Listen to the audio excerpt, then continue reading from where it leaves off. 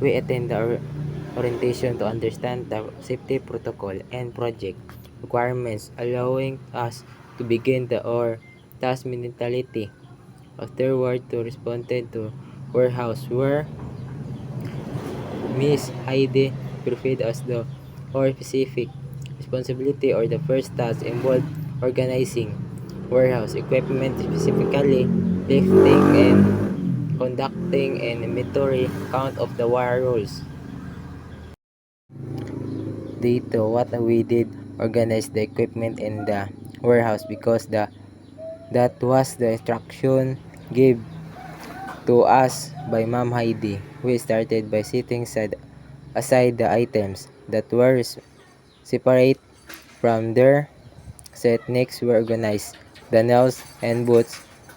We contained them and grouped them together, which made the most easier to find since all the identical items were sorted into one place. Day 3, we contained the PVC pipe working together to finish quickly and listed them down to keep track of the total count. Them we contained other materials. There were so many, and some pipes were still wet, which made handling them a bit of going uncomfortable. Next, we contained the metal PVC fitting outside and organized them. After that, we counted the switches rating from 1 gang to 3 gang switch. Finally, we all helped each other carry towards inside the warehouse. My day for my groupment and organize the breakers so they would be easier to count. We worked together to quickly finish the inventory of the equipment. We learned a lot inside the warehouse, specifically regarding organize the and sorting. One thing I be applied to myself is waking up early to ensure I'm never late for our projects. Things experience and really testing our skills and accuracy in counting. Day 5, we accurate several kinds of point and work together with a colleges so it's called to finish quickly and make it easier to count of the boxes of the pen. Next way we content to organize the electrical PVC pipes. Aside from the counting, we also did many other takes us as carrying wires and junction box and the other materials. Every Thursday we conduct the toolbox meeting and pray together to ensure everyone safety. Day 6, we repeated our previous task, first performing inventory or counting and second tying of the equipment. Our tasks are respective, but we accomplished a lot inside the warehouse.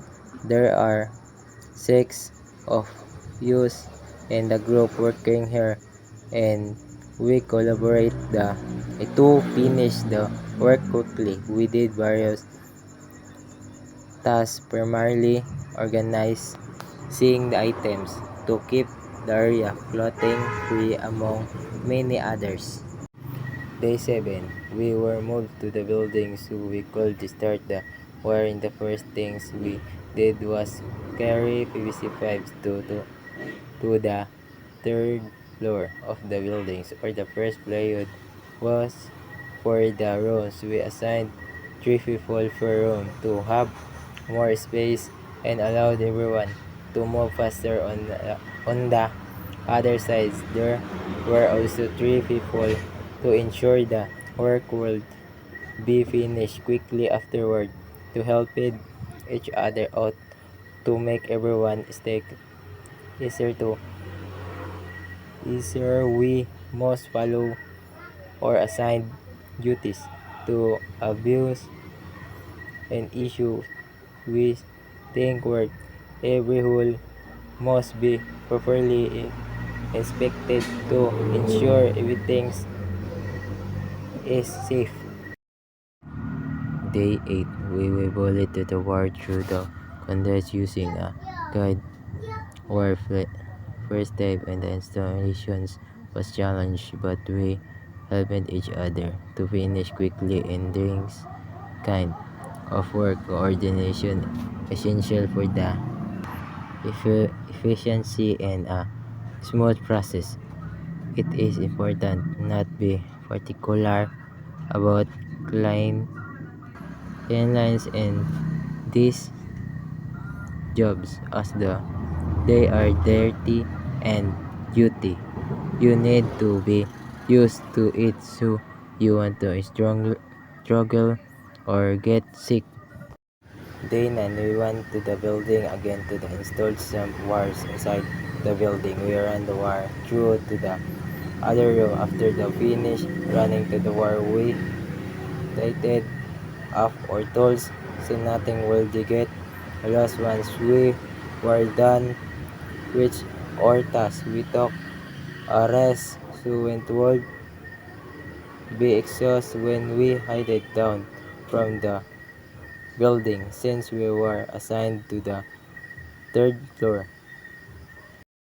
They then were sent back to the warehouse to clean and organize the work we did on our first day. We sorted to the fire to the various equipment parts. Afterward, we took a snack break so everyone would have the energy to continue working.